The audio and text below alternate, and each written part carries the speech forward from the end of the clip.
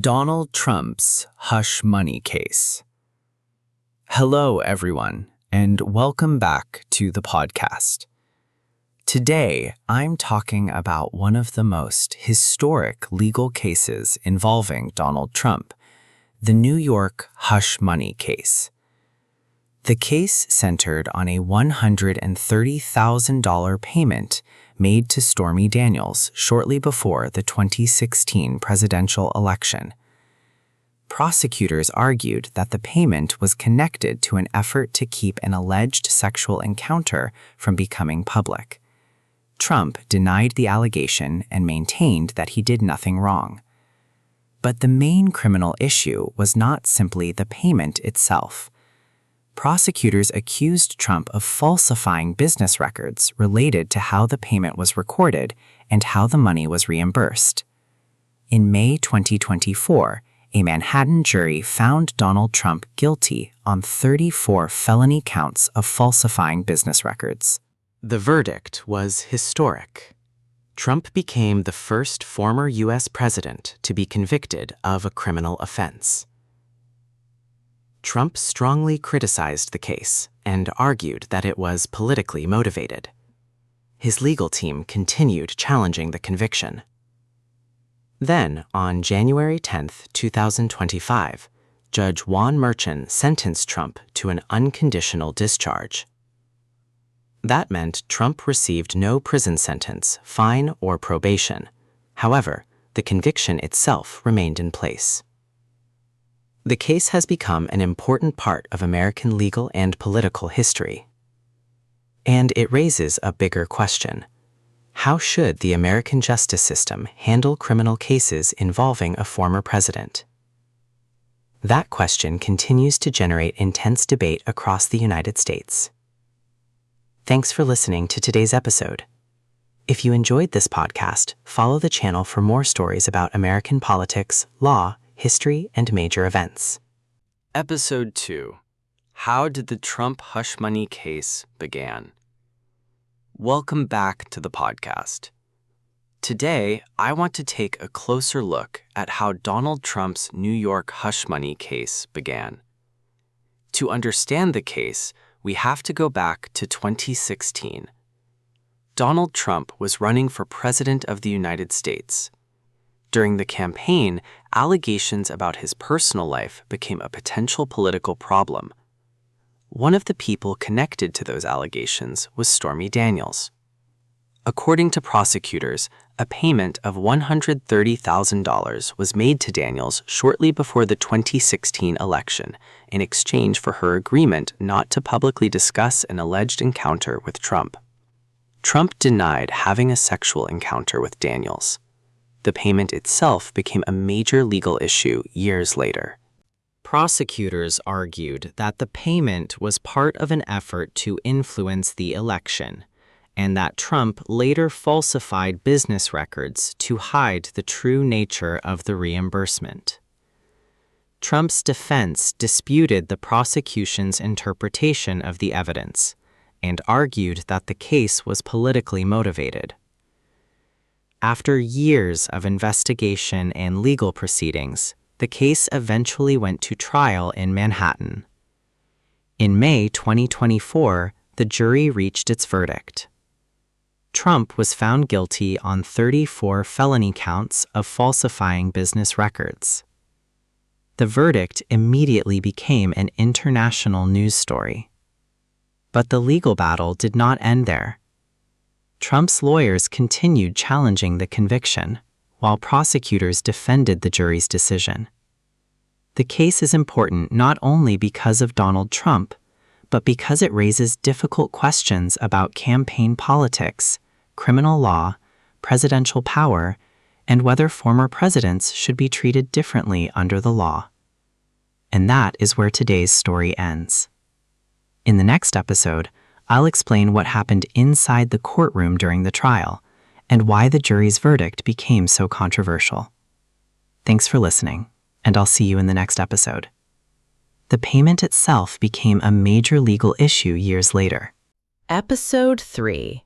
Inside the Trump hush money trial. Welcome back to the podcast.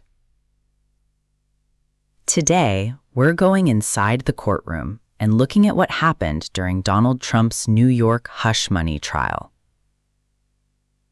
The trial began in Manhattan in April 2024. It was a historic moment. For the first time, a former president of the United States was facing a criminal trial. The prosecution presented its case over several weeks. One of the most important witnesses was Michael Cohen, Trump's former lawyer and fixer. Cohen testified that he arranged the $130,000 payment to Stormy Daniels before the 2016 election. He also testified that Trump later reimbursed him through a series of payments that prosecutors said were falsely recorded as legal expenses. But Cohen's testimony was heavily challenged by Trump's defense lawyers. They pointed to Cohen's history of lying and argued that his testimony should not be trusted. The prosecution also presented business records, emails, phone records, and testimony from other witnesses. The defense argued that the evidence did not prove Trump intentionally falsified records. Trump himself did not testify during the trial. After weeks of testimony and arguments, the case went to the jury. The jurors considered 34 separate counts of falsifying business records. Then came the moment everyone was waiting for. On May 30, 2024, the jury returned its verdict. Donald Trump was found guilty on all 34 counts. The courtroom decision immediately became a major political and legal story around the world. Trump criticized the verdict and said he was innocent. His supporters called the prosecution politically motivated, while his critics argued that the jury had found him responsible based on the evidence presented at trial. The case then moved into its next phase, sentencing and appeals. And that raises another important question. What punishment could a former president receive after a criminal conviction? That's what we'll explore in the next episode. Thanks for listening. If you enjoy this podcast, follow the channel for more stories about Donald Trump, American politics, law, and history. I'll see you in the next episode. Episode 4. What happened after Trump was convicted? Hello, and welcome back to the podcast.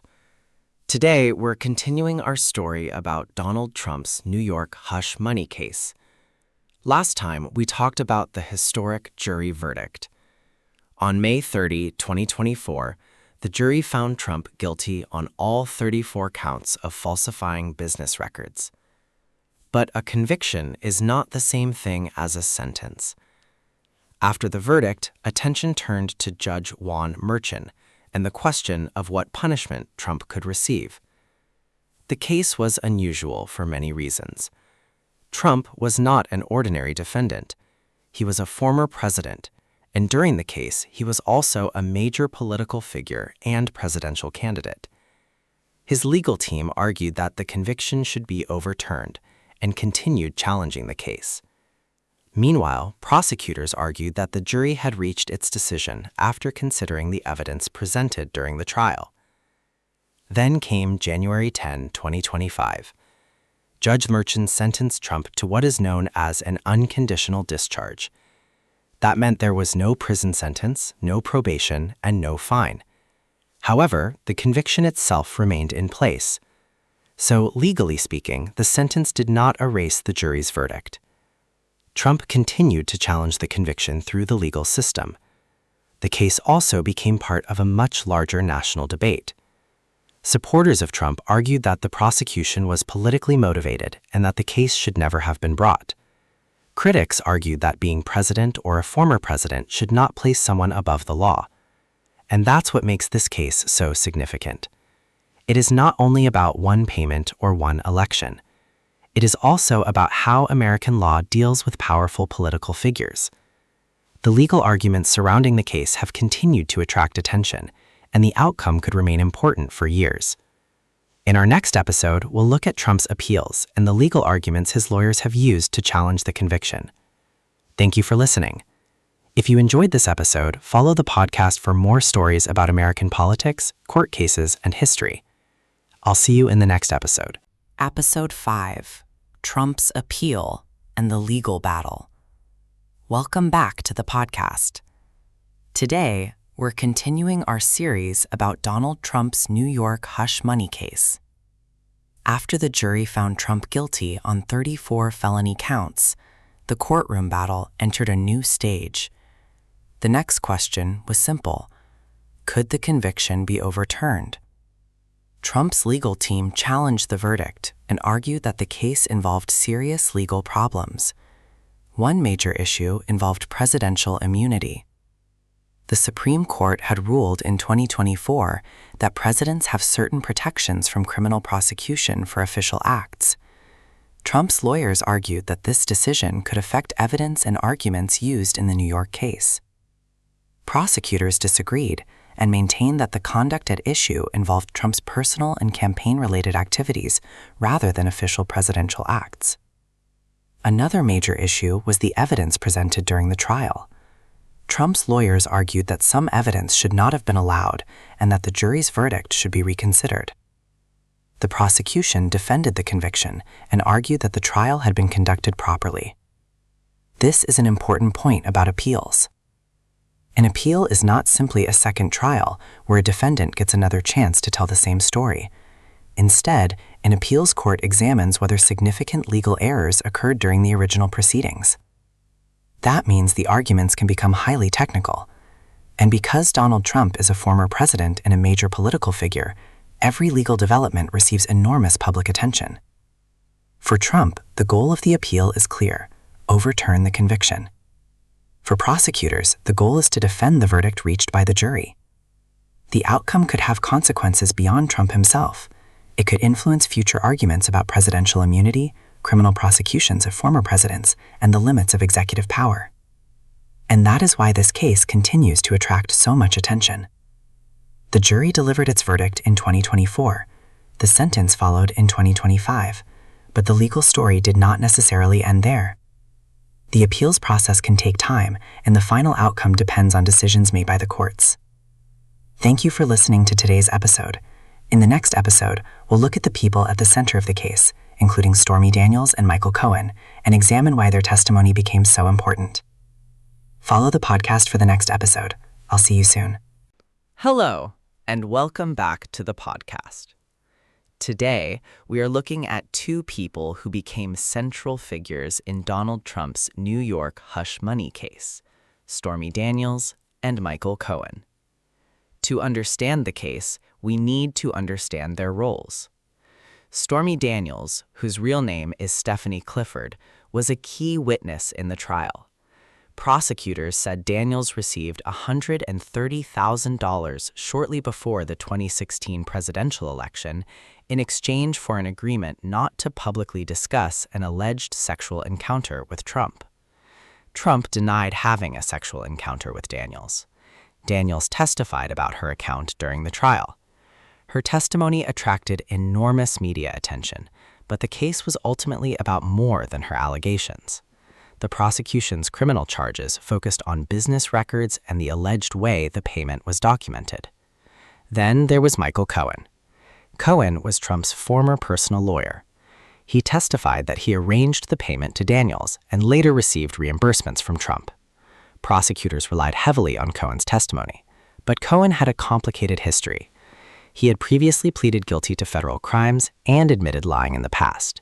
Because of that, Trump's defense lawyers attacked his credibility and argued that the jury should not trust his testimony.